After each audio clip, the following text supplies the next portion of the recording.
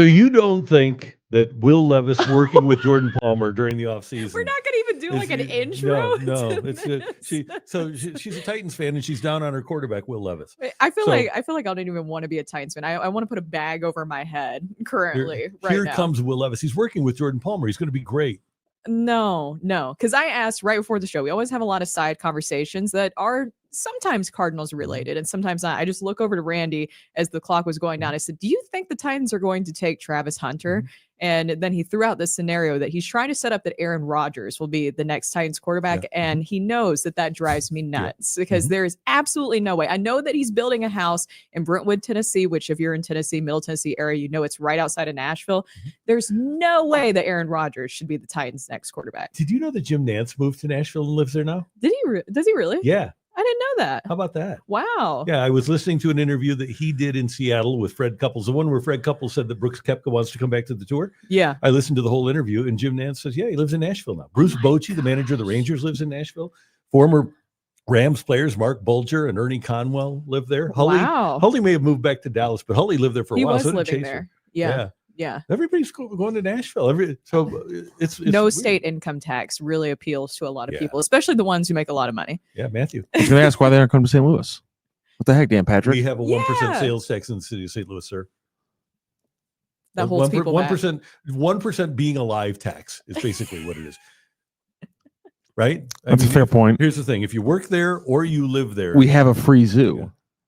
It used to be. Oh, be careful saying that because remember, somebody got really mad at me about that when we did that Aaron Nola interview. Oh, no. Yeah, that's right. Apparently, that's the reason that Aaron Nola didn't come to St. Louis because I mentioned a free zoo in the interview that we did. Hey, thanks for being with us on Sports Hub STL. The Cardinals back in action today. They take on the Houston Astros. It will be Sonny Gray on the mound. And this is his first start of spring training. The Cardinals started their spring training season a week ago Saturday. And he's been working on the side. He knows what he's doing. So he's going to get a few innings in today.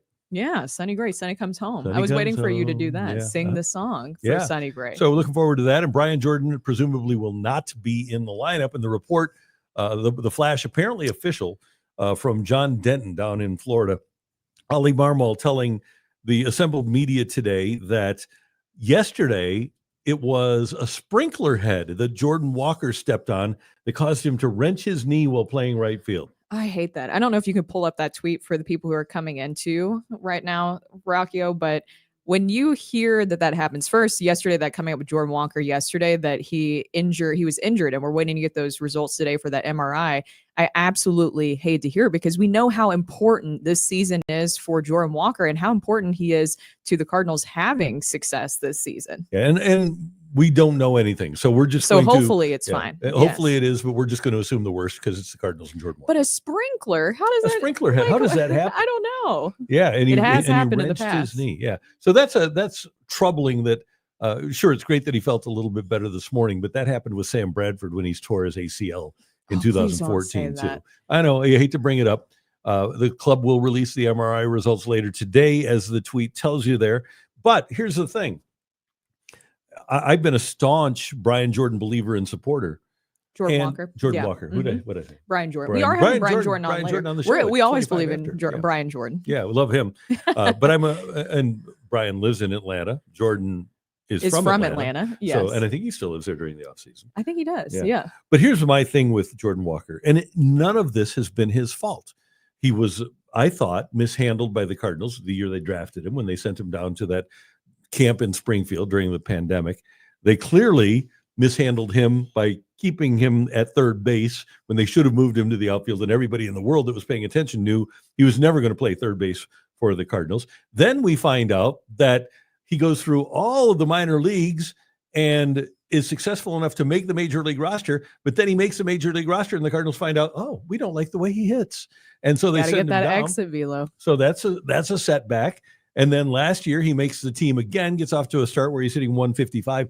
That's a setback. And now if this injury is an injury that's going to keep him out for 6 or 8 weeks or however long the season, that's another setback. When are the setbacks going to stop for Jordan Walker? I feel bad because everything that you just listed, none of that is really his fault. I understand that he wasn't hitting great last year. They sent him down. But remember, Ollie Marmol said that no matter what adversity he goes through, they're going to stick with him. And then what happened? They sent him down the minors. He was shuttled back and forth between the minors and majors last season. It felt like he could not gain any ground in what he was trying to build. They were so focused on this exit velo launch angle. All of a sudden going into this season, they don't care about that anymore, which I know that Brant Brown, him being hired as the new Cardinals hitting coach, has a lot to do with that because you have a new hitting philosophy coming in. But imagine how many messages that he's gotten, mixed messages he's gotten here recently over the years. It feels like they're doing a disservice to him. And he's making a great effort. He spent a lot of the offseason with Brant Brown, spent a lot of the offseason with the Cardinals coaches down in Jupiter. He's worked with Jose Oquendo on his outfield. He worked tirelessly last year in the outfield trying to get better. And of all things, to have it be a defensive play where he steps on a sprinkler, and it's not his fault. That's a real shame. And maybe he's just in the wrong place at the wrong time. And if this is bad, I know the Cardinals will give him another shot because they think that he's talented enough to be a major league star. But I hope he becomes a major league star in St. Louis. I do too. Well, and he's a part of what they're trying to do this season. We're talking about youth movement and him being in the lineup. Every single plan that we've been coming up with when we're talking about the outfield and who's going to be, we've been focusing on the center field position, but now you have to worry about worst case scenario here. If Jordan Walker is out for an extended period of time to start the season, what does your outfield look like? I think you're looking at Lars Nootbaar. Well, it'll depend on whether you're facing a left or right-handed pitcher, but let's assume that it's a left-handed pitcher where you want that right-handed bat in there. I still think you're going to have a right-handed or a left-handed hitting outfield. I still think it'll be Nootbaar, Scott Orsiani, and Alec Burleson. And then you're looking at Arenado, obviously, Wynn, probably Donovan because he'll hit against lefties or righties, and Contreras. But now I think with Burleson in right in this situation, you probably have a guy like Luken Baker make the team and play and be your DH. And then because of the left-handed hitting or the left-handed pitching, you probably get Herrera behind the plate and give up defense for offense. And you were on this earlier, and now that we're in the situation, just thinking about Jordan Walker in the outfield, but should they have moved Jordan Walker to first base? They should have. Going into this season. This was so simple for them. And this is something that if we're thinking about it as fans, they, as a brilliant front office that knows all about the analytics, they should have had the foresight. You don't ask Wilson Contreras, hey, do you want to play first or outfield? We're going to move you. Where are you going to move? No, what you do is say, we're paying you $87.5 million over 5. You're going to play left field, buddy. You've played left field in the past. And he would have accepted that. No, he's a team player. Wilson Contreras would have accepted that. Then you can move Walker into first. He's played corner infield before. You have him work with Oquendo at first base, just like Oquendo is working with Wilson Contreras.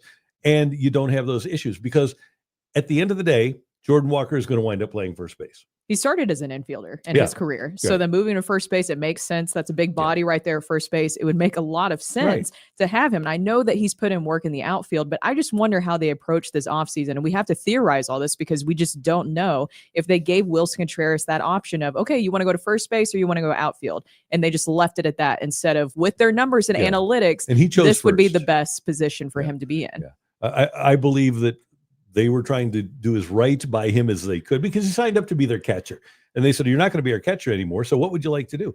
But looking back from their perspective, and this is something that they should have been thinking about. We don't have to, but they should have. They should have said, look, Wilson, we love you. We want you to be here. We're glad that you exercised your no trade clause. And that you believe in what we're building here. Yep. And then say, you know what? We've seen Manny Ramirez play left field for a World Series champion, and you're a better athlete than Manny Ramirez. You can go play left field and when we win a World Series. And then you actually give that runway, keyword here, runway. That's what they keep saying, that runway to the young players where Jordan Walker can be successful in the position that probably would be best for him. I just wonder if they also were worried optics wise about moving Jordan Walker again. Oh, they are concerned about optics. But again, as I mentioned, he's played corner infield. He has good hands.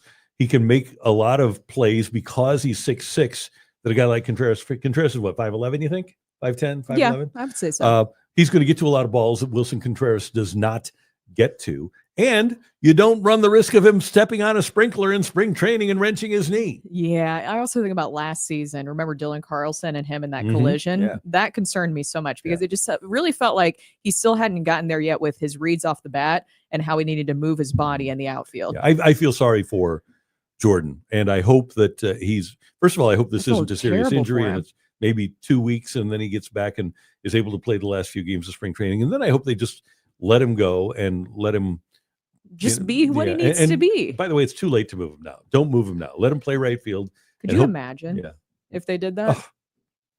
It's been done before. It those sorts of has. I things, know. yeah. That's the fact that you said that. It's like Yeah. that actually could be a possibility. By the way, Walker was hitting 143 going into this, which it is a small sample size. So I'm not trying to bring that up in a negative way, but it is kind of important to note he was hitting 143 with 8 strikeouts and 14 at bats going into this. We welcome your chats here on the YouTube chat. Harpoon Bakery says, I think we all know that sprinkler injuries are usually ACL injuries. That's a great point, and I think we need to note that. Yeah, it has happened in the past. Yeah.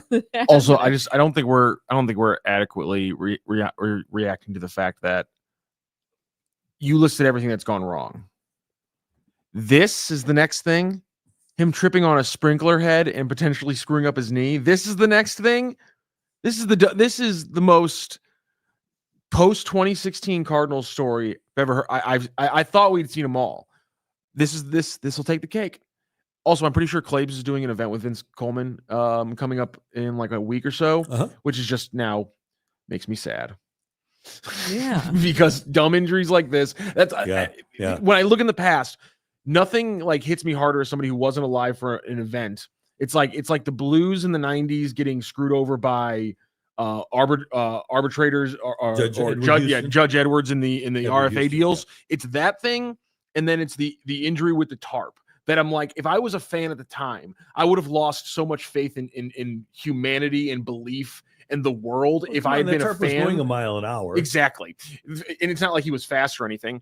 So the fact that 30 years later, we now have potentially a knee injury that stacks on top of all this, God, this would just be horrible. Now, maybe there's some positivity. Michael Wagner says the video looks like a big nothing burger. Hopefully it is nothing. I think our minds just always go to worst case scenario because of what you just mentioned there, because of things that have happened here in recent years where you think maybe it won't be that bad and then it snowballs into something bigger. Yeah. Also, let's talk about something Bill positive. Downton says that Walker was not a good third baseman. That's not the point.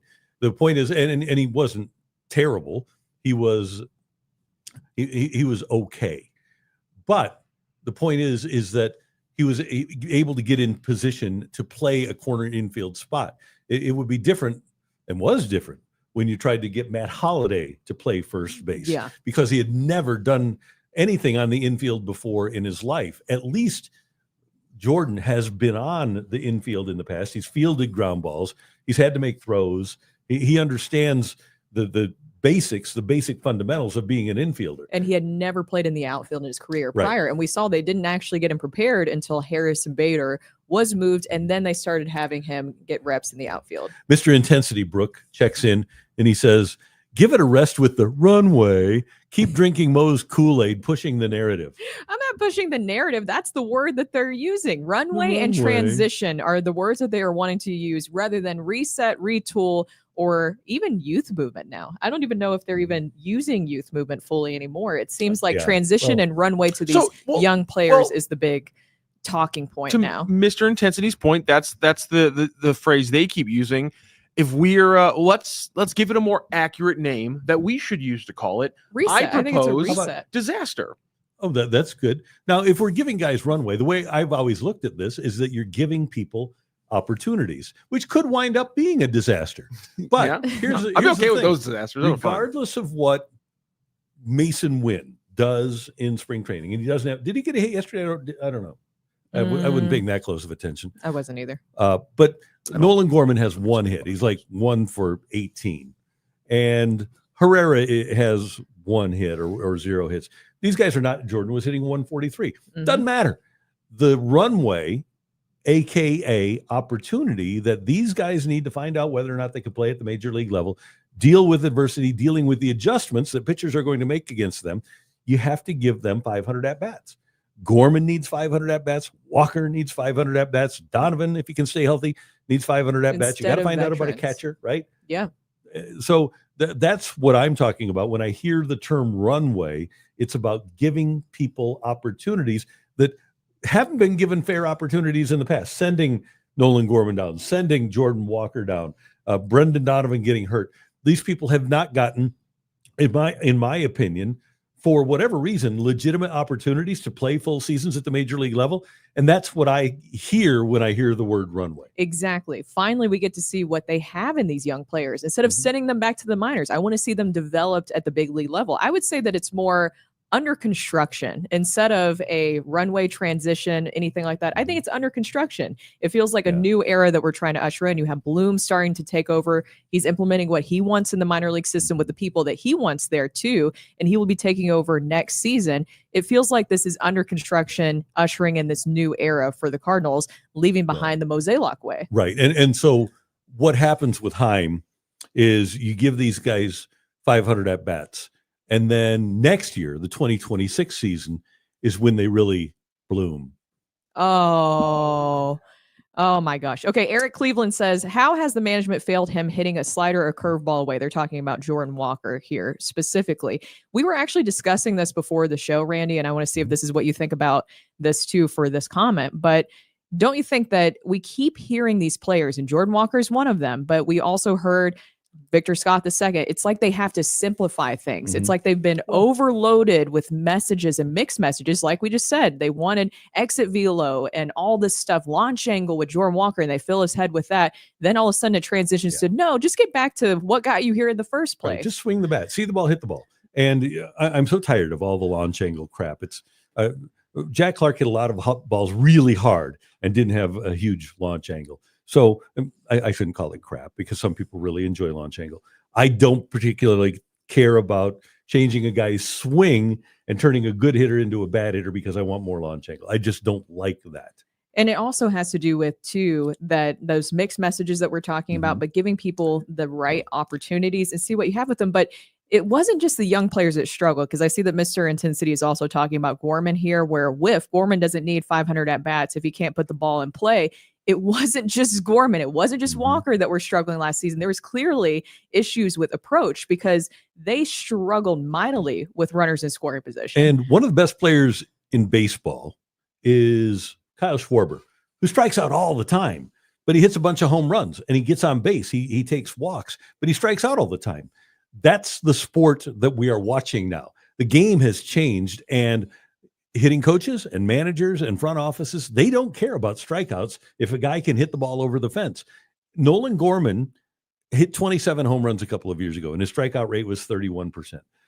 If Nolan Gorman can get to 40 home runs, the Cardinals don't care how he gets to 40 home runs. They prefer that his strikeout rate not be 37% like last year, more like 31% the year before. But if they could turn Nolan Gorman into Kyle Schwarber, by the way, the Cubs non-tendered Kyle Schwarber about 5 years ago, and look where he is now because they thought he struck out too much. If the Cardinals could get Nolan Gorman to become Kyle Schwarber, I think we'd all be thrilled. Yeah. Well, we have another comment here from Zach Attack talking about that with Nolan Gorman, and he says, we do know who Gorman is. He's had over 1,000 at-bats in the majors now. Do you think that we really have been able to assess fully who Gorman is? I don't think so, Brooke. And I go back to what you have mentioned about all the voices being in his head. They've had multiple hitting coaches each year. He's had a personal hitting coach. He's also had Jim Edmonds doing the broadcasts and coming down and talking to him about hitting.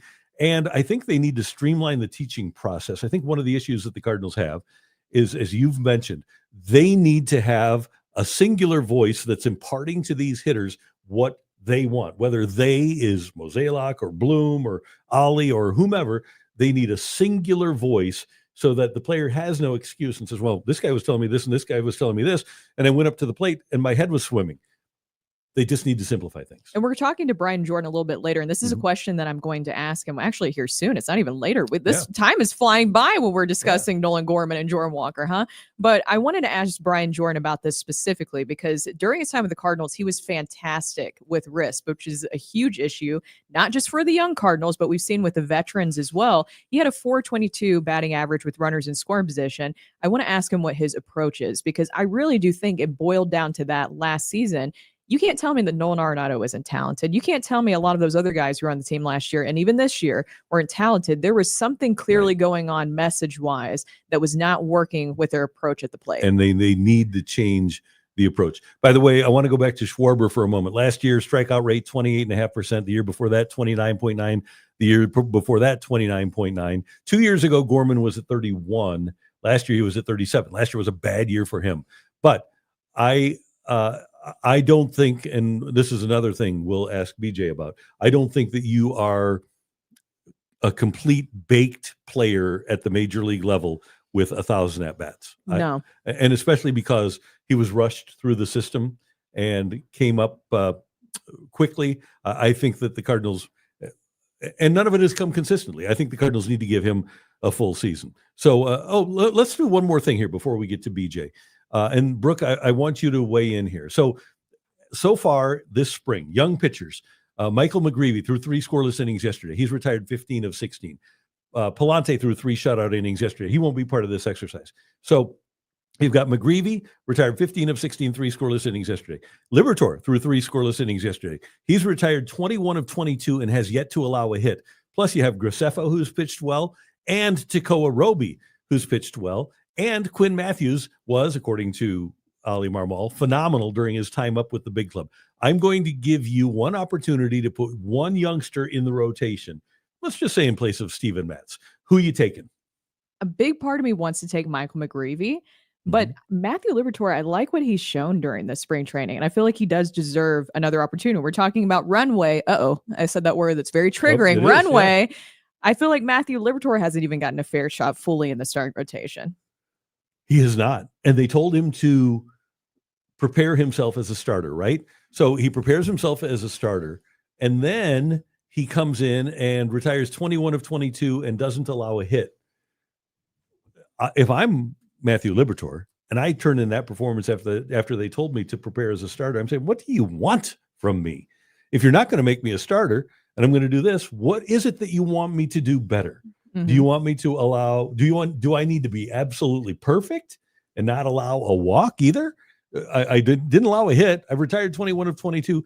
I would, if Matthew Liberatore doesn't get a spot, I'd say, what do you want from me? And the reason that I'd take Liberatore over McGreevy, because I only get one, I would take both, but I only get one, but I would take the left-hander. Bill Downton, he also, just a quick comment here that kind of touches on this too. Runway would have been telling Contreras and Gray, you're being traded along with all veterans. They did approach Sonny Gray and I believe Wilson Contreras this offseason about them moving. Both of them chose to stay here, which they have that right under their contracts. Yeah. And somebody did ask what I hope to see from Sonny today. And what I would really like is if the Cardinals would decide to exercise their ability to not use the DH and let the pitcher hit, let him get a double, let somebody drive him home so Sonny comes home. Oh, I think they were looking for a serious answer, Randy. I want 3 scoreless innings. I want him to do what the other guys did. Oh my gosh. Eric Cleveland says, and Libby bounces back quickly, making him a better option in the pen. I also like him in the bullpen too. I just think that maybe a fair shot in the starting rotation, because if you remember even last season, it wasn't like the great opportunity for him. And it was a question of if he even would be the starter that day. It was very confusing how they had that whole situation. Right. And it wasn't even the proper amount of rest days in between. Our friend John Denton has a bullpen with 4 lefties, and he's got McGreevy in the rotation. John Denton does. He's got Matz, Liberatore, Romero, and King, 4 of the 8 relief pitchers, those 4 left-handed. I think I'd prefer to go 5 and 3, 5 right-handers, 3 left-handers.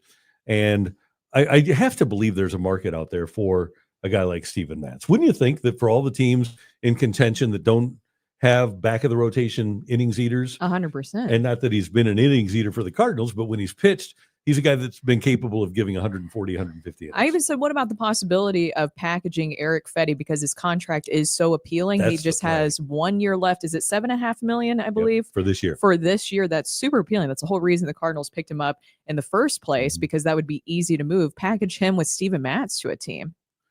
I think that'd be a really good idea. And a team like the Mets, I would think, would be interested. Topher Rock says, I try to make Libby an Andrew Miller type reliever. A lot of value there. I would too. I just don't think the Cardinals right now are good enough to have an Andrew Miller type reliever. And I think by the time they get good enough to be able to utilize a guy like that properly in the playoffs, he'd be gone. Yeah. I think you develop him for somebody else. And he's still only 24. Mm-hmm. So why not give him the opportunity to be a starter? The most valuable thing in baseball now, starting pitchers are making 43 million. A couple of pitchers made $43 million. That's why they all want to be starters. Right. Yeah. You think about a guy like, BJ's trying to get on. So if we can work a little on behind the scenes. Hold on. Speak among yourselves.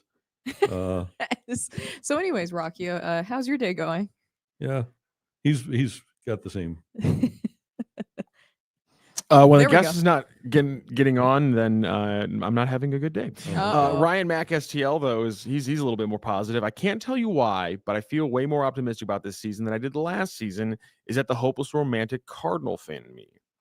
I think there's something to that. I think also when you hear young players, and other words I'm not going to say in this segment because people are angry, I think that can give you some positivity after having some down years where there wasn't a lot of reason for hope. Hope can do a lot of things, including, as they told you on Ted Lasso, it can be the thing that gets you. Opium.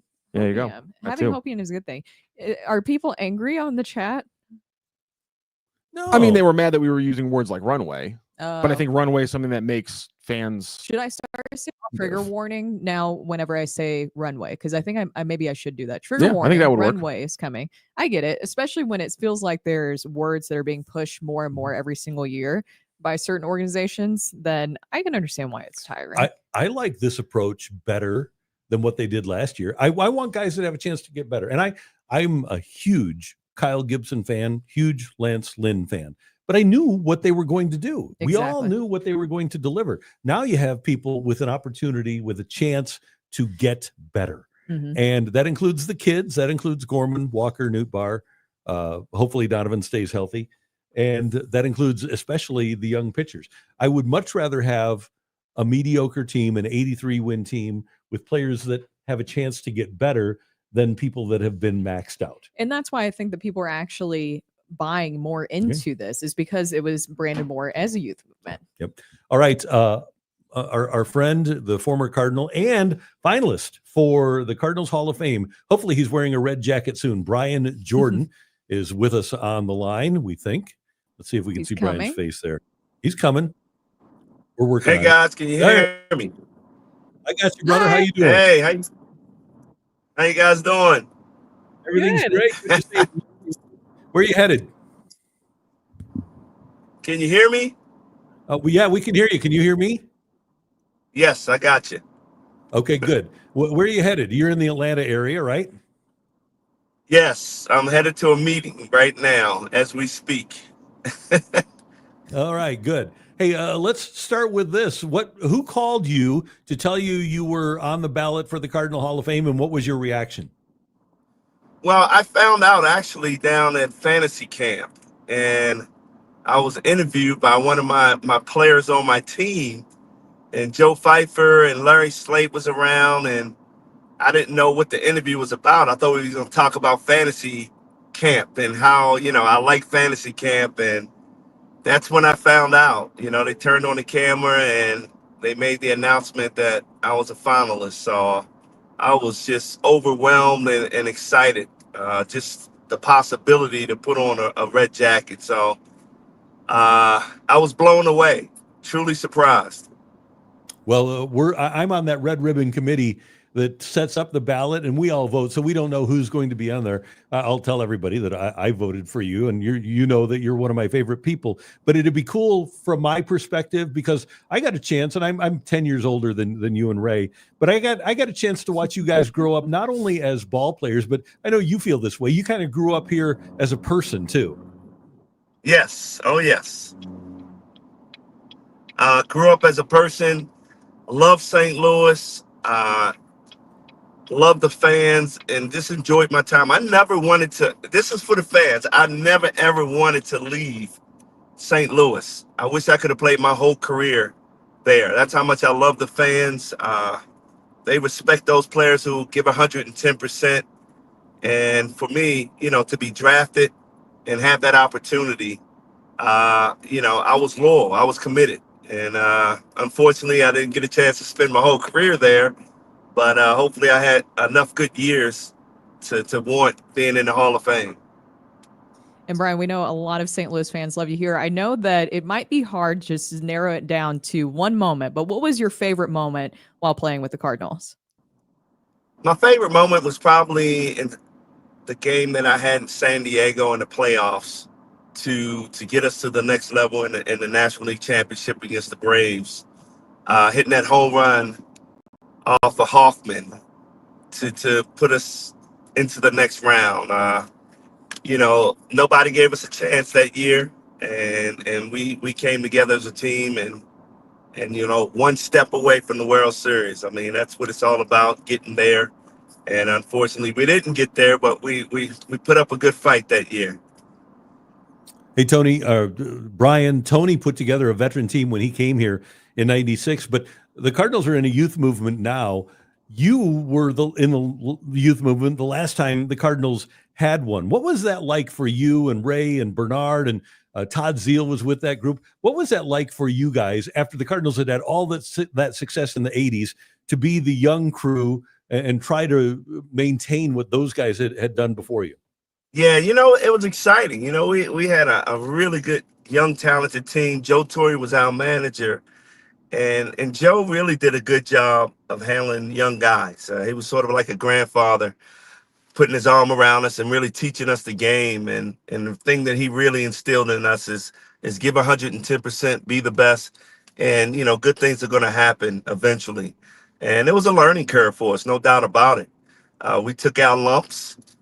We had a young pitching staff. But we had a lot of fun at what we did, and I could see that the growth was happening in St. Louis, even though we started over young.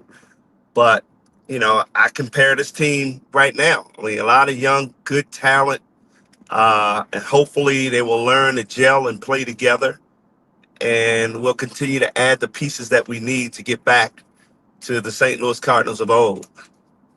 Hey, BJ, if it would be Jordan Walker or Victor Scott or Siani or Newt Barr or Mason Wynn would come to you and say, what's the one great piece of advice that you have for me, an experience that you had that made you a better ball player, a better person in those days in the early '90s? If you could give those kids one piece of advice, what's the main one? Be patient and learn to be consistent and work really hard to be a leader. Winning should be everything. Every time you hit that field, you think about winning. And, especially for Wynn, I think he's a great talent. And I think he has the potential to be a really, really good leader of that team. And that would be my advice to him. Be consistent, be patient, and good things are going to happen. Brian, RISP was a huge issue for the Cardinals last season, and they're hoping to leave that in the past this year. For the Cardinals, you posted a .422 batting average with runners in scoring positions. So what made you so successful in those situations? It was just confidence. I love being in those situations. It's hard to explain, but it gave me a calmness. I always put the pressure on that pitcher because, he needed to get me out. And for me, I wanted to ruin his day every time I had the chance. And, it was about calming yourself to where you're not trying to do too much. And to me, I embrace those moments. not a lot of guys can embrace that moment. They get nervous and they feel like they put the world on their shoulders. But you just gotta have that mindset of embracing that moment, relaxing, and just being you. You know. It's interesting. You got a chance to play a couple of years with Big Mac, who might have had. You talk about focus and approach. He might have had the best that I've ever seen. You mentioned that some guys just don't have that. What made that in you, though? Was it another athletic experience? Is it just innate? What made you have that sort of focus? It was just about growing up in a competitive world.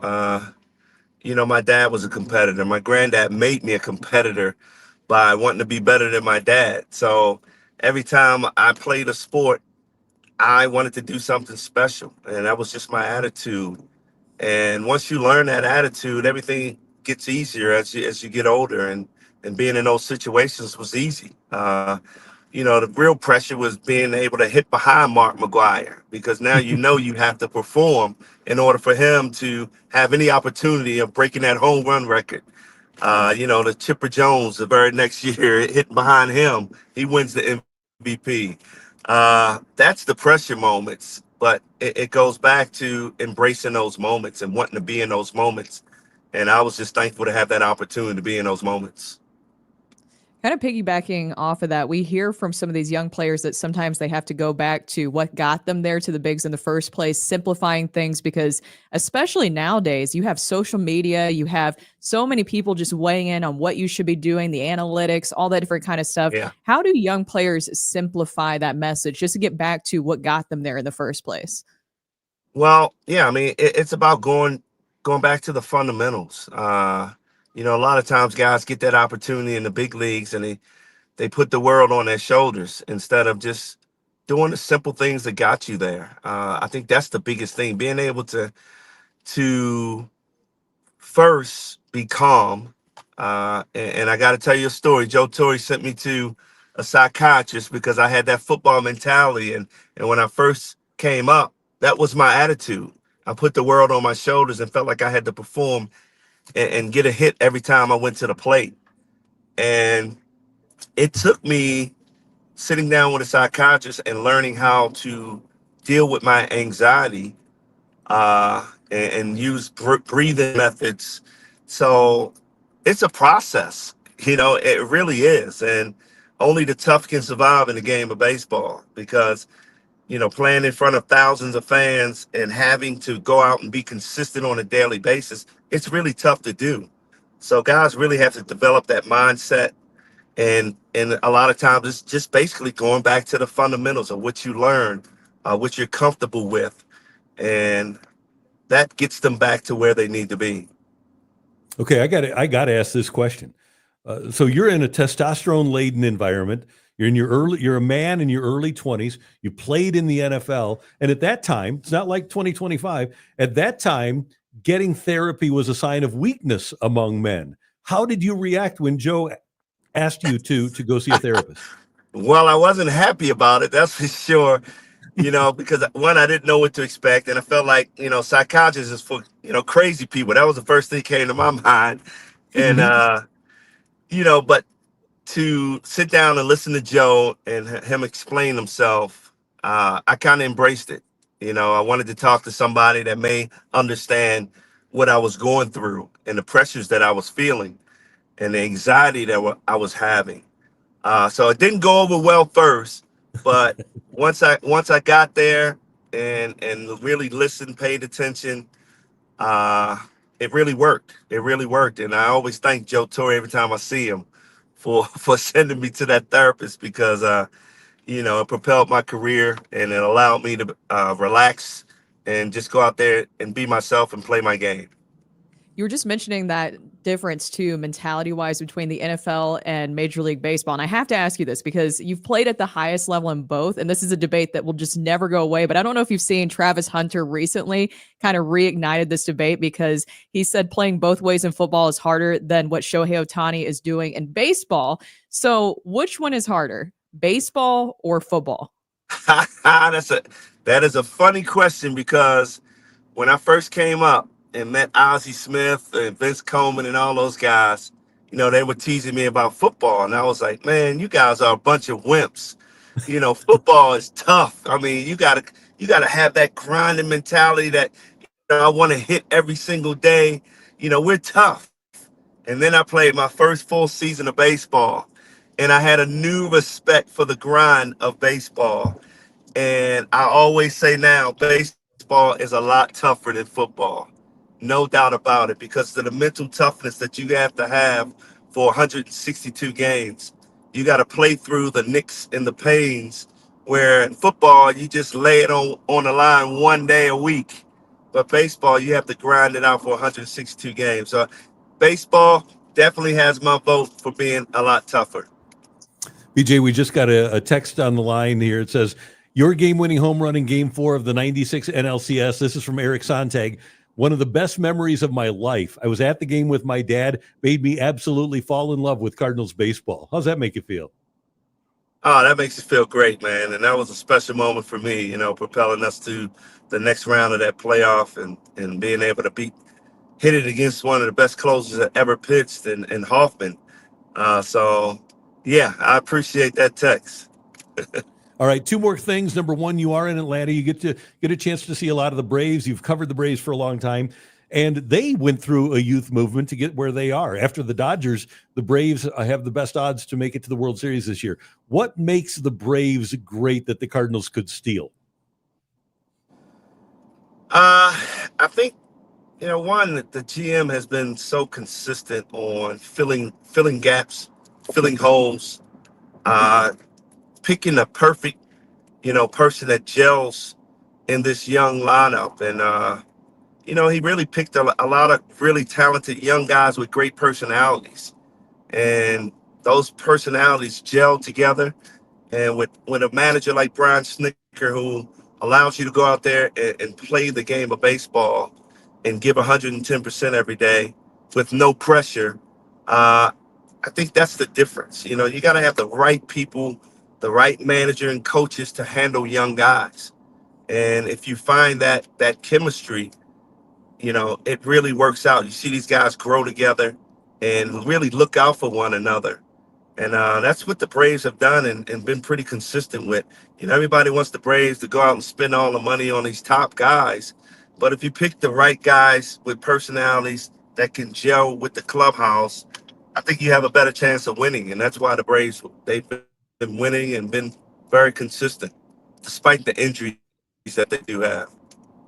One of my favorite events of the year every October is the Brian Jordan Foundation Golf Tournament. We make our way down to Atlanta to play in that. How's the foundation going? What's going on? It's going great. Right now, I am reading a lot of children's books and playing a lot of kickball games. But our scholarship students are excelling and doing great. And, Randy, that's near and dear to my heart, seeing the smiles on these kids' faces and seeing them come back after being very successful in life. To me, that's the most important thing you can do is give back. And you are great at giving back, not only in Atlanta, but here in the St. Louis community as well. And I know we'll see you in town during the season. By the way, we did get a person on the YouTube chat that said, love the way BJ uses his blinkers. He's a Hall of Fame driver. I love it. Thank you very much. Hey, yeah.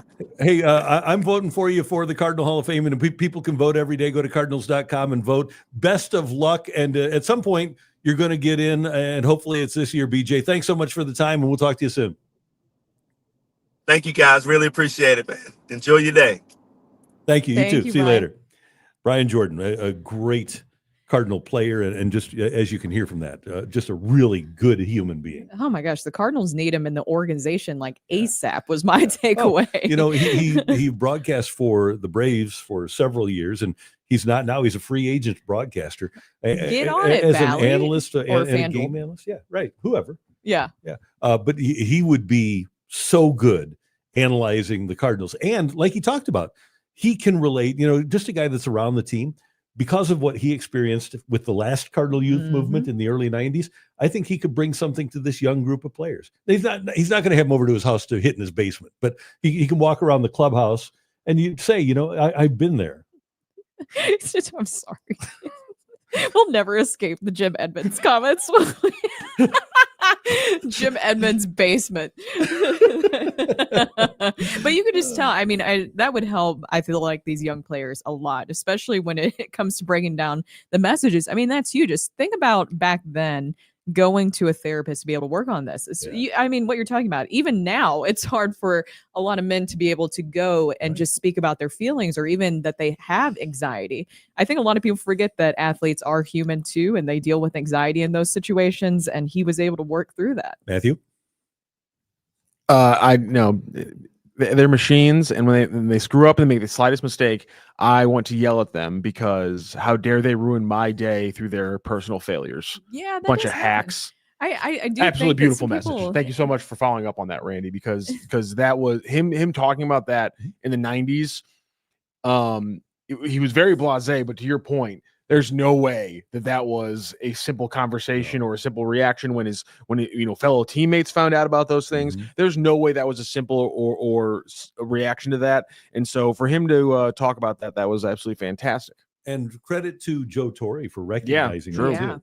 for being open to that And and that- seeing the benefits. And of you it. know what? That's another thing. It wasn't like he didn't have to go to like a trainer who was, around his age. Joe Torre, a guy who was in the game from, his entire 50s. life. In the 50s. Yeah, in the 50s is when he got into the Major League Baseball. So like the oldest of the old school. I mean, we're talking about a game. He would have been getting in the game when like people would have been still walking around clubhouses talking like Ty Cobb. And then 40 years later, he's telling a guy, yeah, I understand your mentality as a professional athlete from a completely different sport is kind of messing with your mindset in this sport. Go get some help to talk about it. That entire progression, I wouldn't have expected it at all. No. Yeah. And we have our newsletter to talk about before we get to We the do. Grim Report. I want to give you one more quick Yeah, story of here. course. Speaking of Joe Torre, he was the manager of the Yankees when Mariano Rivera, the Hall of Famer, only guy to be a unanimous Hall of Famer, he became the Yankees closer in 1997. The Yankees won the World Series in 96. John Wetland was their closer. He left as a free agent for the Rangers. Mariano Rivera inherits the job. Rivera starts off his career by getting 2 saves in a row. Then he blew a save, blew another save, saved a third, blew another save, and took a loss. And the fans are all over Mariano. New York fans are all over Mariano Rivera. And Torre brings Rivera into his office and says, look, Wetland isn't here anymore. You're the guy. You're my guy, and I'm not going to stop bringing you in. And from that point on, Rivera saved 1, 2, 3, 4, 5, 6, 7, 8, 9, 10, 11. Let me scroll down. 12, 13 in a row he saved after blowing half of his first half dozen saves. And it's because Joe Torre brought him in, expressed confidence, and kind of like what the Cardinals have to do this year, said, you're my guy, and you're going to get the opportunity. And don't send them down after you say, right, we're going to work through you with adversity. Yeah, exactly. And Mariano Rivera wound up being pretty good. Yeah. Pretty good. I think it worked out well. But to your point, I mean, Joe Torre, the fact that he could recognize that with these young players and make sure that he would instill confidence instead of tearing them down is huge, and why he was so successful. Yeah. Speaking of the newsletter, we want you to subscribe if you're on YouTube watching us now, which you are. Welcome. You are. You're on the YouTube. But subscribe to our YouTube page and like this video. And if you haven't already, go to sportshubstl.com and sign up for our Hub newsletter.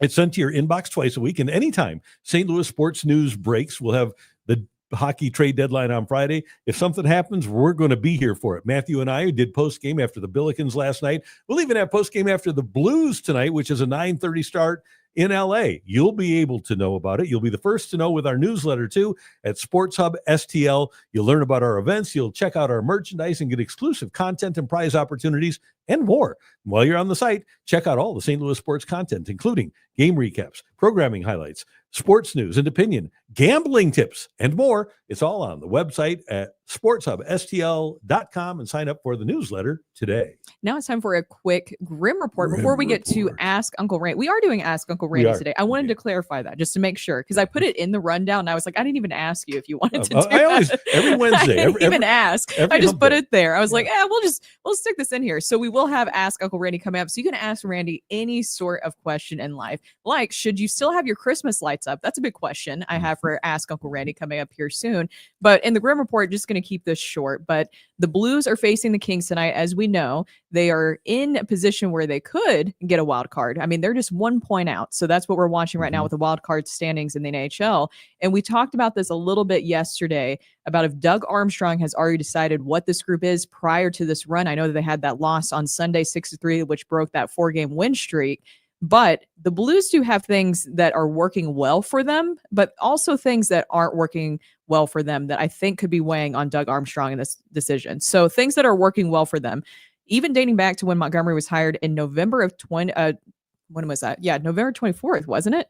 The Blues have been the best team in the NHL at limiting high danger chances and third best at capping expected goals. But the thing that hasn't been working well is the penalty kill. So we saw that on Sunday. Yeah. They were 0 for 4, and the game prior to that, they had given up a power play goal.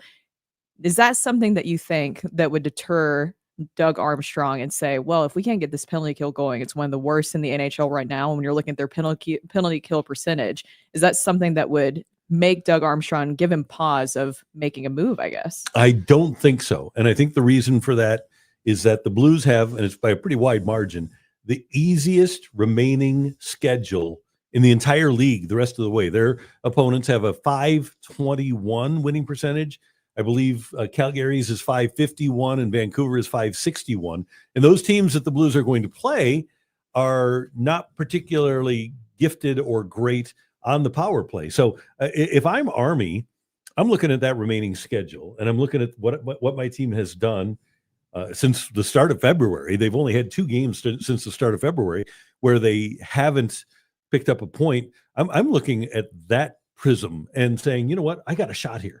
Colton Parayko was another name that we brought up because, Rockdo, you mentioned this yesterday too. We keep talking about Braden Shen, Jordan Binnington, but Colton Parayko was another name that was brought up in the trade rumors, which is happening this Friday, the trade deadline. And it seems like that has been squashed. From all the reports, it seems like the Blues have absolutely no interest in moving Colton Parayko. They better not.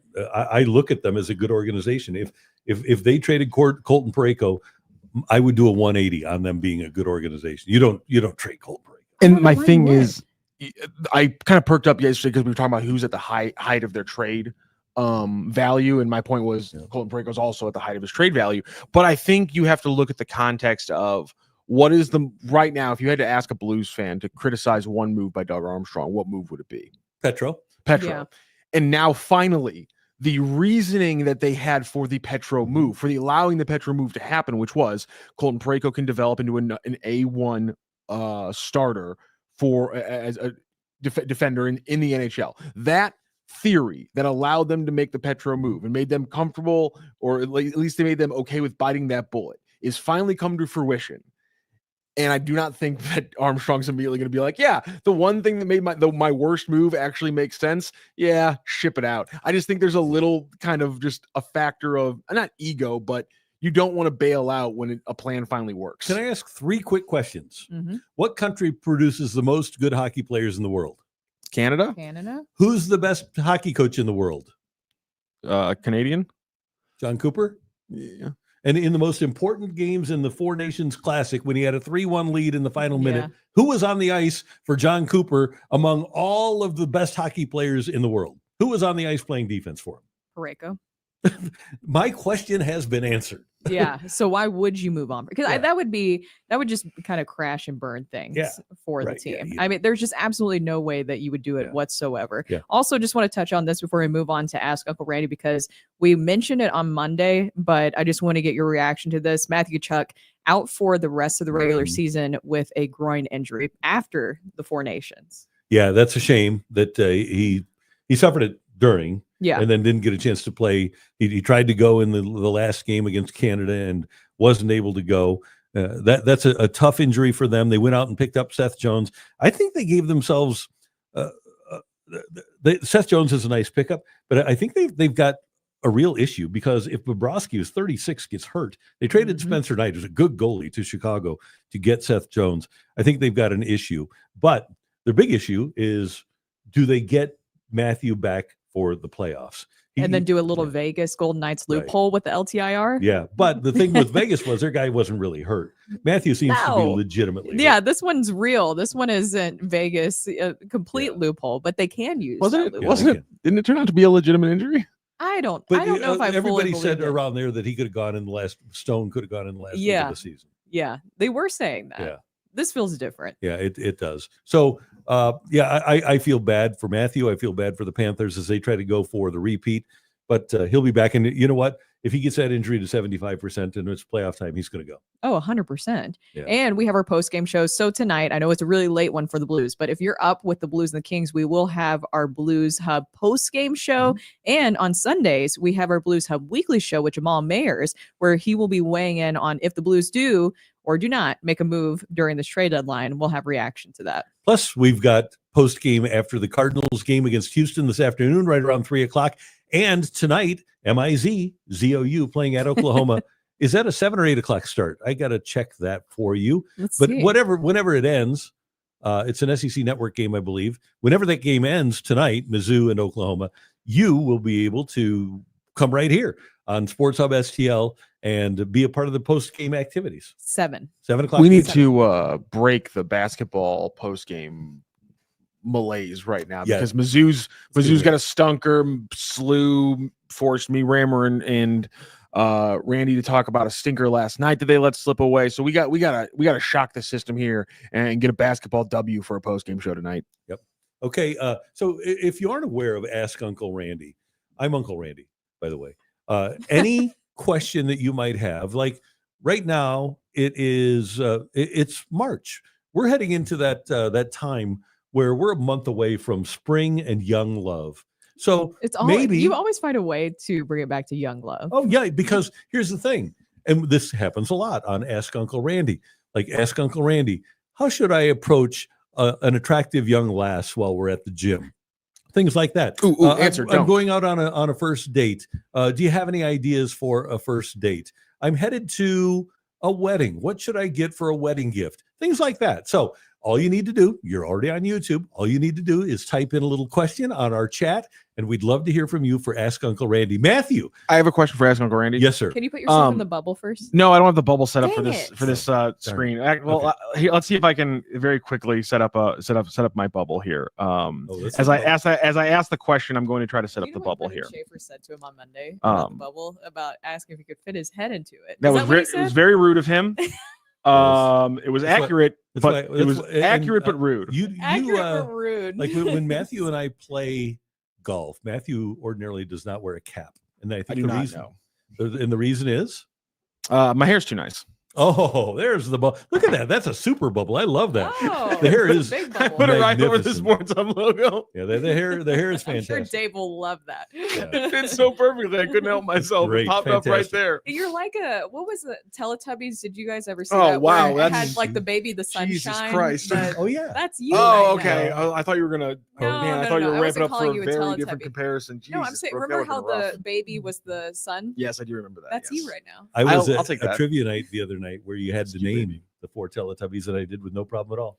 How did Dipsy, you know that? Dipsy, Lala, Poe, and Tinky Winky. There you go. How and did the, you remember It was that? the it was in the song, Brooke. What are you the talking the song about? I don't is- think I ever watched Teletubbies. Yeah, I see, get like references. the but, song. Like, I It's- don't know what song. No, that's the theme. It's the theme song, like the opening theme song. Tinky Winky. Yeah. Was Dipsy, Teletubbies when you and I were la, la. growing up? Poe. We were a little. I think we were just on the outskirts ages of Teletubbies. Like I feel like it was made. I feel like we were like 6 and 7 when it came out, and it was made for like 3 and 4 or 5-year-olds. Like I watched remember Barney. being kind of annoyed by Teletubbies when it would come on my TV as a kid because it wasn't one of my big 3, which was at the time Pokemon, Digimon, or Doug, Oh, which was a Pokemon. fantastic show. Yeah, I love Pokemon. You would have been good on the trivia night the other night. Yes. So You get your questions in for Ask Uncle I had a Randy. question for Ask. Yes. Randy. That's why you guys made me put myself in the bubble. And I got to go back and take the bubble off this one because it's not supposed to be on this layout. Anyhow, that's a little inside baseball. Do you really have a year to get people a wedding gift? Is that So still, what do is you that mean? still like a protocol A year thing? after the wedding? Yes. I am not aware of the protocol. I always get somebody the wedding gift before the wedding, so that they and you know what? Most of the time now, because Brooke, you were 31 or when you got married, or 30? 31. 31. Yes. Most people have stuff by the time they get married. But they now. like more stuff. But would you have preferred? I think Brooks had this argument at home. I no, feel. no. I think I got Brooke money, and because Smart you can get gift. stuff with money. I think we sent you a thank you You card. did. Right? You did. Okay, yeah. good. It took But- a little. so- It took It us was- a little bit. But honestly, yes. But yes, I would say that if you didn't get somebody a wedding gift, everybody's so busy and it does slip minds. I would say that if you get them a gift within a year, you're cool.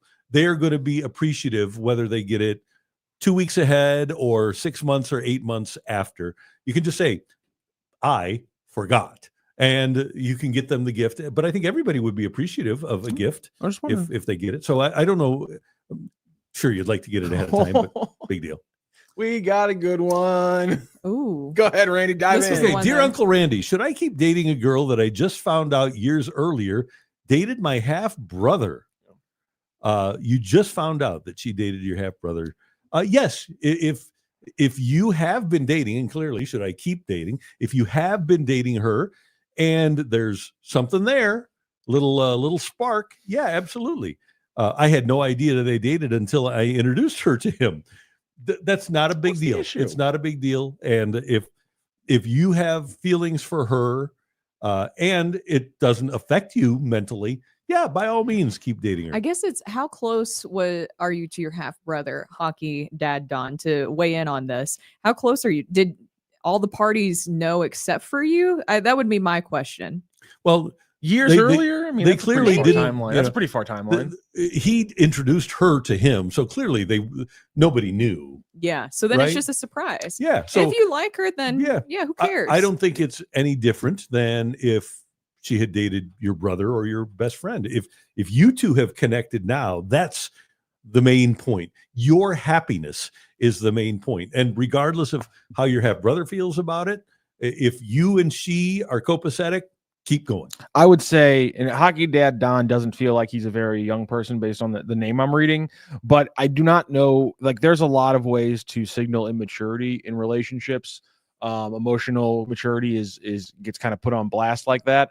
And there's nothing, in my opinion, more damning than somebody who can't get over the history of someone's life before you met them and got exactly. Oh, together. yeah. That Great is point. that is one of the greatest marks of immaturity in people. It's Yeah. a complete joke. Well, and here's another point to be made, and that's a great point, Matthew.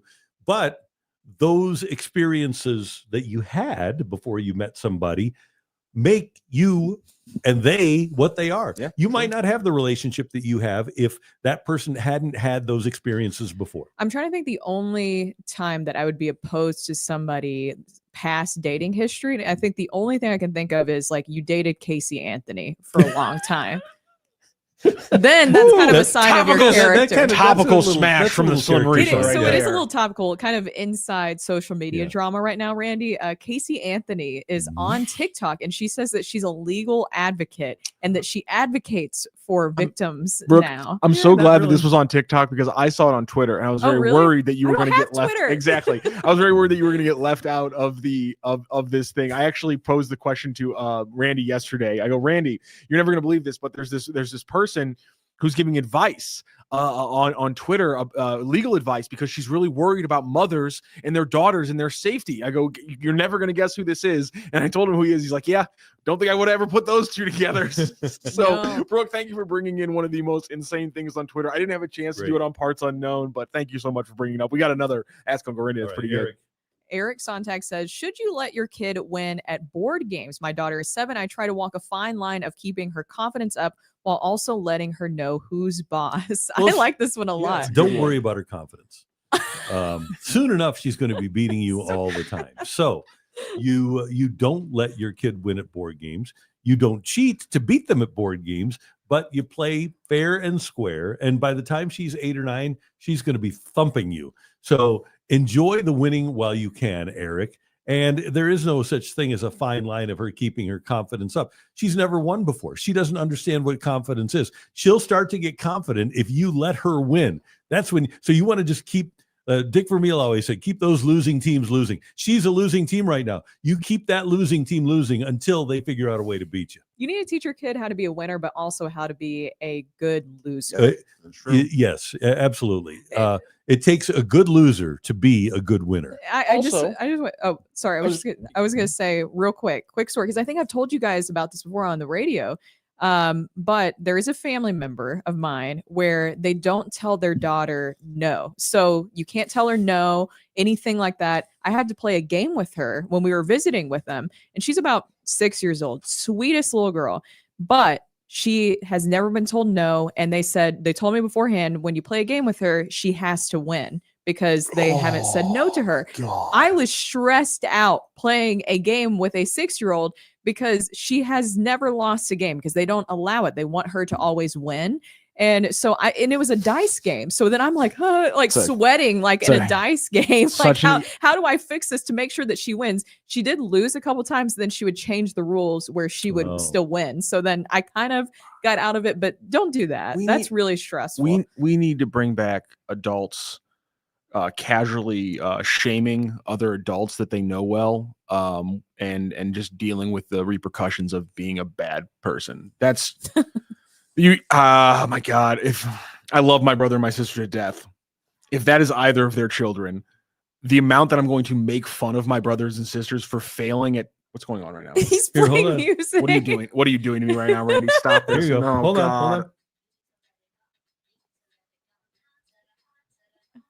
Are we going to get shut down for playing We are. music? You can't play this. Oh, darn it. I forgot You about have that. to sing it. I can't sing doing? it because Yes, then you we'll get can. shut down too. Well, if We you get shut don't down. have to. Killing me. Yeah, your If name you is just- no. That's what you have to do. God. You have to sing No, the Megan no, Trainor. no. Yeah. No. Don't be those people, because I will absolutely I will make fun of Mike. I don't care if my brothers and sisters don't want to talk to me after that. I will not let them live down the fact that they raised a kid who can't take an L without absolutely crumbling into dust. I just think that it'll make it harder when she interacts with other kids. Yes, it's gonna make it impossible. What is she gonna do when she goes to kindergarten and they're playing any kind of game and she loses? That's gonna be Yeah. bad. There's Yeah. and listen, it's a great question because we were talking about it yesterday about the day, or they might have been yesterday was Monday. 2 days ago, Monday. We were talking about like the dangers of social media and like how do you help kids. And I can't remember where I saw it, but I saw the greatest thing you can do to help kids on social media is give them self-confidence, because the self-confident kids don't get preyed on as much on the internet. And so like I love that Eric prefaced it there, but yeah, you got to teach kids how to lose. Also, you got to teach kids a very valuable lesson, which is don't write checks you can't cash. If if you're going to talk a lot of mess about a board game and you're 6, don't step to a 10-year-old. You're going to lose. Topher Rocks, should I go to Cincinnati or Milwaukee for a Cardinals road series this year? I have not spent significant time in Milwaukee, but Brad Thompson says that Milwaukee is one of the sneakiest good cities in Major League Baseball. Cincinnati, you're going to have chilly, and some people like it, some people don't. And then you're going to have the so-so American ballpark. I would go to Milwaukee. I think Milwaukee is the choice. Do you like Jeff Pearlman? The writer? Yeah. Yeah. He actually did a series on this, on like sneaky underrated cities that he has been to, and he said Milwaukee too. Yeah. So the baseball people seem to really like Milwaukee as a sneaky fun city. Yeah, I've been to Milwaukee for a game and it was fun. I've I didn't driven get to through do it. much, like haven't done much in the area, but I've been there for a game and it was fun. Randy, do you have a best away MLB park you've ever been to? Well, it's for me, it's San Francisco. I know a lot of people prefer Pittsburgh, PNC, and that's another sneaky nice city. beautiful Is PNC Yeah. Park really that nice? That's It's PNC. beautiful. A lot of people think PNC is number one. It's gorgeous. Really? Just Yeah. the whole way Okay. that it's just Damn. like perfectly laid out, like Yeah. the background. It's beautiful. Have you been to Camden Yards? Yeah. Is it Camden Yards is nice. It's got Boog Powell's barbecue, the smell of barbecue wafting throughout the stadium. I I'll like tell you that. another one that is really underrated and people don't talk about it is across the state at the K. If you go and Kauffman Stadium, Why would they? the Royals, it's a nice stadium. They want to be downtown. I get it, but it's a beautiful nice stadium. stadium. It's a nice place. You can get downtown in 10 minutes. Oh. And the trip to Kansas City for a weekend is great. Yeah, I think one on my bucket list that I would like to go to is Fenway. Fenway's great. Oh. I sat in the Rock says that in too. the Green Monster seats at Fenway. Really? Yeah, Is that a good view for a baseball game? Oh yeah. So it was. That's another one that I always joked with BT about. I said, remember that time that you guys played in at Fenway, the Cardinals, and he had gotten sent down the Friday of the game. Oh, I wasn't there. Maybe. Oh, But Troy Gloss hit a grand slam home run about 10 feet away from me. wow. Yeah. That's cool. Yeah. So that was fun. Is there let's a see. ballpark you haven't been to? Oh, yeah. There's a lot of them that I haven't been to. Let's see. Cubs, Reds, Dodgers. are there Padres. any away? Were there any away NFL venues that really jumped out to you? Like what you think Well- about? It, you just go, I need to go watch another game there. Yeah, Lambeau is, Oh, yeah, of from a course. fan's perspective, Oh, I'm Lambeau sure. is as good as it gets. Yeah. Soldier Field is not great. The new Soldier Field, it's not terrific. Let's see. Were you ever in Philadelphia or Washington before those legendary places were taken down? I spent a lot of time at RFK. It Okay. was awesome. I It was- figured you might have. the stands literally shook. Oh, that's cool. Hail to Dangerous, the but cool. Redskins. The Hogs there. Hail victory. That was and Philly was the old vet. So they didn't have windows in the press box or the broadcast booth. I was producing when the vet was there, and I did not bring boots. I just brought, I brought nice shoes because I was wearing a suit Yeah. and stuff. My feet were as cold as they've ever been. I was Really? ice cold at the old vet. Yeah. Oh, you got to watch out for that. You have to be careful. You got to bring cardboard. That's what people in Kansas City learned over these last few Oh, yeah. Super Bowl Oh, runs. You bring yeah. cardboard to That's put on right. your feet because it gives you a layer of insulation between that and the concrete. And don't go out in Makes your sense. backyard when it's super cold. Oh, okay. Well, that's a good way to end Uncle Randy to go into overarching. ends in Yeah. death. It always circles back to death. It always does. What? Oh, you guys. Yeah, you. Don't put it on us. It's you. With the incredulous comments. Yeah. How dare you? You can always watch us again on Sports Hub STL. Don't forget Cardinal postgame this afternoon, Mizzou postgame tonight, and we've also got Blues postgame tomorrow morning after the Blues play at LA. And you can always watch our show again and again and again and again And on again, Sports Hub STL. And if you missed the Brian Jordan interview, you Oh, need to go it's back and good. watch that because he's fantastic and one of our favorites. And tomorrow, Brooke, we're going to talk to, we're going to talk to Benji Molina. one of our Yes. favorites. So we're looking forward to that. Thank you very much for viewing and listening. Great job by our producer, audio, video engineer, Matthew Rocchio. Thank you, sir. We're not doing overarching? That was Uh, like a quick overarching. let's do- Oh, okay. We can do a quick overarching. Let's do it. Let's do it. How is the battery life? On We're the doing cameras? we're doing great. We are. I mean, We're the batteries are wow. getting better. I That's think. why I was moving ahead. I swear, Yeah. like just for a little inside baseball, we're at 25% left on the battery, and we're an hour and 12 minutes. And like a week ago, I feel like we would have been at like 1% right now. The batteries are adapting, and they're alive, and I'm less worried right now, and I'm just gonna kind of roll with it. To bring things back to the beginning of the show real quick, of course, I got a CBS Sports update that says 2025 NFL draft rumors. Titans prefer to trade out number 1 pick like both Cam Ward and Shador Sanders. The Titans like them both? They like them both. Honestly- like, okay. Honestly, I think Travis Hunter's comments on playing two ways in football being harder should probably knock him down 3 spots just on just You like don't like the confidence? I think it like raised it. I think it lowered his awareness rating on Madden from like a 87 to like a 63. So I think you just got to knock him down a few pegs because of that. I have no idea about the quarterbacks. in Did this you draft. I have see- zero. Like, I don't know what to think about Shador Sanders because you can't watch the tape and gleam a lot because his offensive line was complete trash and he had no run game to take any pressure off. So people are just sitting on within like an umbrella coverage against Colorado the entire season. So it's like I don't know how to even gauge what we saw from Sanders. And then kind of the same thing with Ward. He was kind of up and down. Did you see the reports that Sanders apparently has rubbed some NFL executives the wrong way? And did you see the counter reports, which is No. people No. saying that they're talking now to NFL executives who are calling BS on the reports about other NFL executives saying he's coming off putting brash. this information out. My It's so problem is weird. here's the fact of the matter is you get 2 executives that don't like him. Now your report says multiple NFL executives tell me he came off brash. Now you just need to get 2 more NFL executives who like Shador Sanders, and the counter reporting is multiple NFL executives told me that they call BS on that report. So only 4 of the 32 people inside of an organization, not even head coaches, GMs, it could be scouts from organizations. So we're talking about we're talking about 4 of 32, 1/8 of an organization commenting. Maybe it's more, but right now I don't feel the need to react to those comments any more than that. And I would guess, because they're only 15-minute interviews, my guess would be that you have people that had a preconceived notion about the kid because his dad is brash. Yes.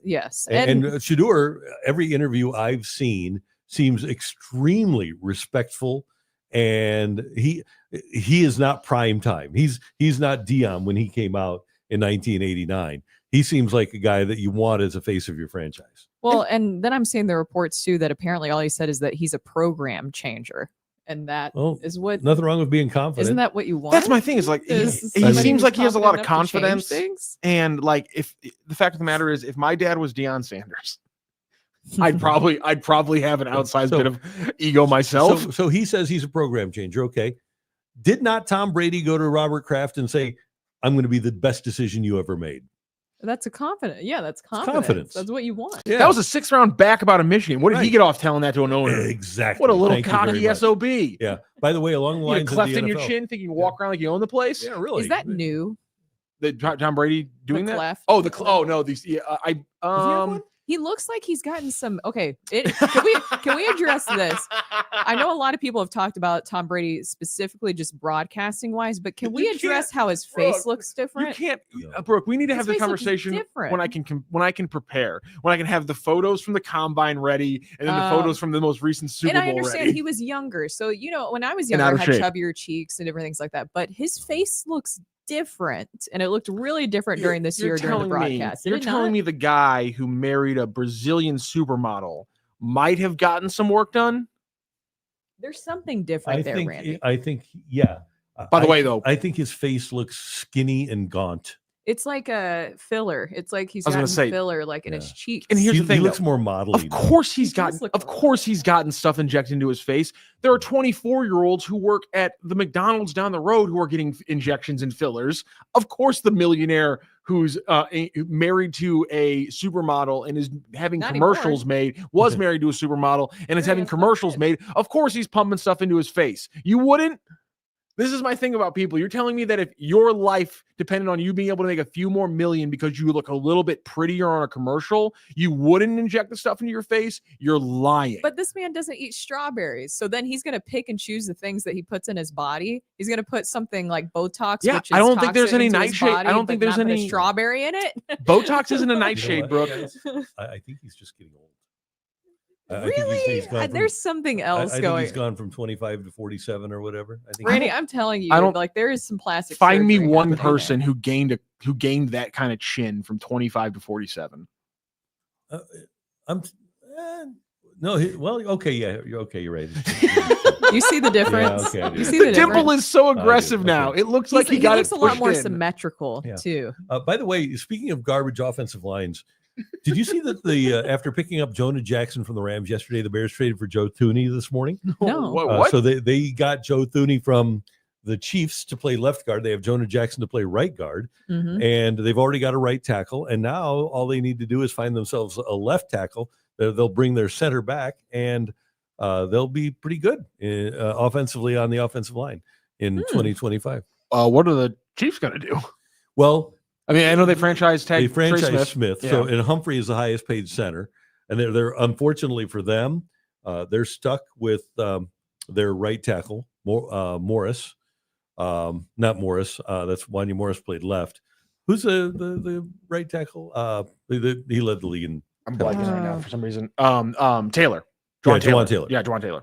So the speculation is that it's easier to replace a guard than a tackle, and speculation is they're opening up cap room to get Ronnie Stanley as a free agent, the left tackle for the Ravens. That'll work a lot better than their last left tackle from the Ravens. It was pretty good. Yeah.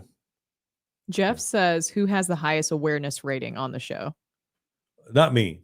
I don't think it's me. I'll take that. Okay. Oh. Okay. Yeah. All right, Shador Sanders. You're both gonna say okay, it's not Shador you. Sanders, overconfident over there. I'm just hey, listen. There's plenty of other attributes I'd be happy to say that I'm in third place in. But if you guys are both gonna say it's not you, well then who else is on the show? Program changer over here. Yeah.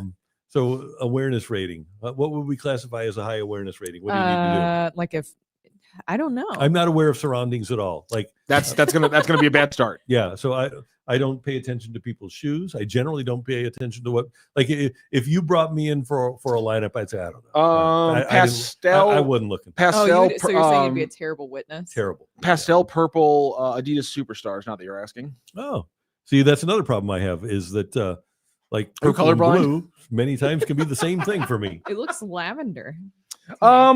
That's why I Listen, said pastel see, purple. now here's the is that thing. not, is that not Here- kind of like a Here's lavender? That's color what blindness lavender at is, work. yeah. Turn that here. Turn that towards me.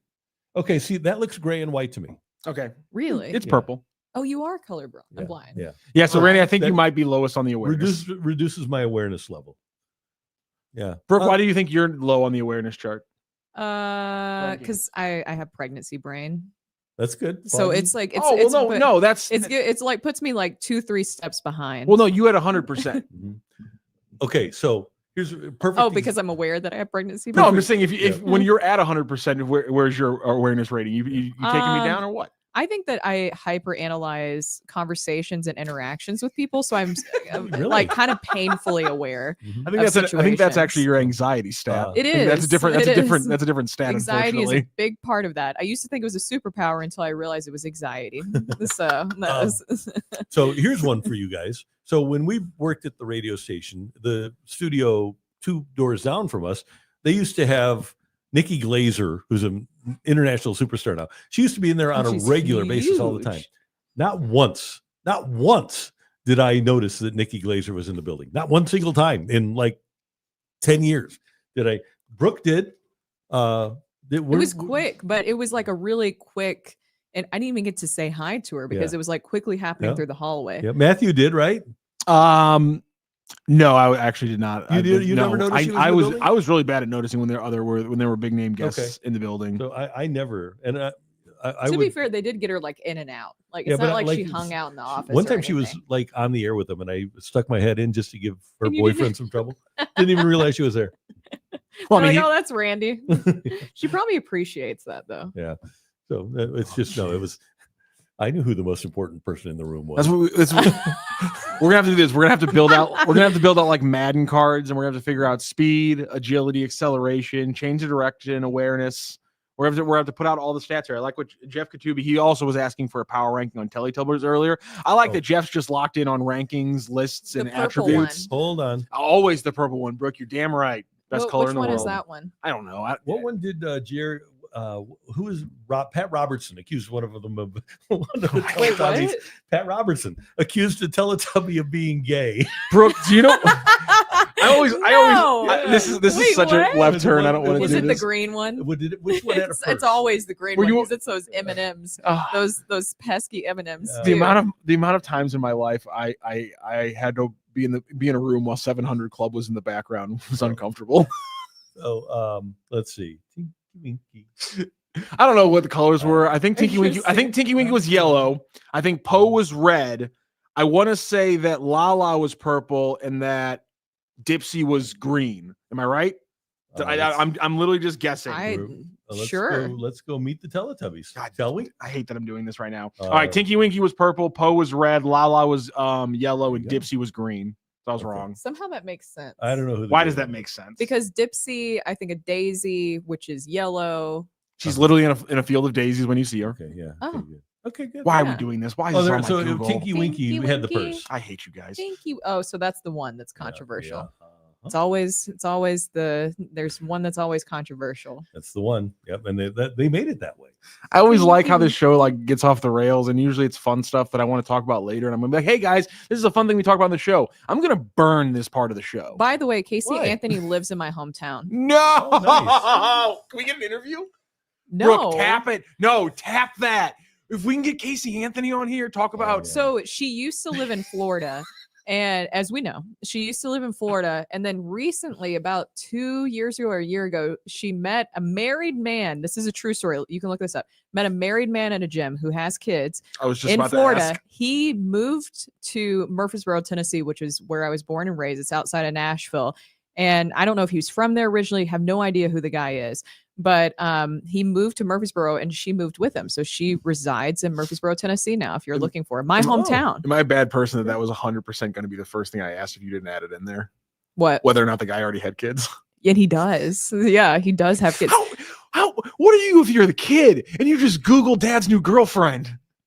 How Yeah, do you buy an Wow. extra lock? can't leave the kids alone with her. No, God. Yeah. Anywho, well, So that's that- our that was overarching. overarching. Yeah, that was Yeah. that was a lot of thoughts Yeah. that we shared there.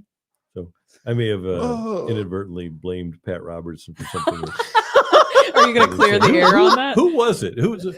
There's no telling. Maybe did you just type in Teletubbies Yeah. controversy? Tubbies. I feel like Jamie on Joe Rogan show right now. Jerry Falwell. Jerry Falwell Oh God. was the one. Said that Honestly- Tinky Winky was gay. Honestly, Okay. Randy, Well, that's sorry, Pat Robertson. There is such a disparity Randy, between yourself you threw- and Jerry Falwell. Nobody would ever No. confuse you two. as far as I'm concerned, you threw the dart and still hit the board. Jerry Falwell. Okay, so there you go. Yeah, there we go. The Flash apparently official. Have a great Wednesday, everybody. Yeah, happy hump day. And we will see you tomorrow. It's going to be Benji Molina here on the Randy Karraker Show with Brooke Grimsley, Matthew Rocchio. Until tomorrow morning at 10. Have a great hump day, St. Louis.